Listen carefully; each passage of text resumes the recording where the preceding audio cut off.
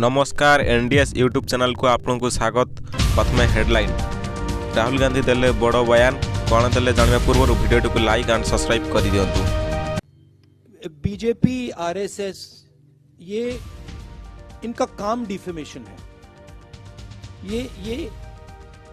यही इनकी सबसे बड़ी स्ट्रेटजी है, यही इनकी सबसे बड़ी स्किल है। मुझे डिफेम किया और हर रोज ये कांग्रेस पार्टी को डिफेम करते हैं। और मैं आपको सच बताऊं तो इसमें प्रेस का भी रोल है और मैं आपको गलती नहीं देता हूं। आप आपके मालिक हैं, आप पर दबाव डालते हैं, वो ठीक है, मगर ये कहना कि कांग्रेस पार्टी बिखर गई, कांग्रेस पार्टी खत्म हो गई, ये बिल्कुल गलत है।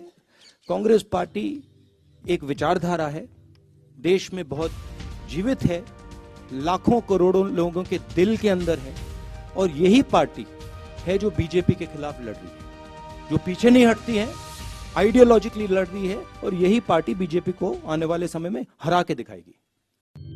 भिडियोटी भल लगी भिडियोटी को लाइक एंड सब्सक्राइब करी बेल आइकन को दबाई दियंतु।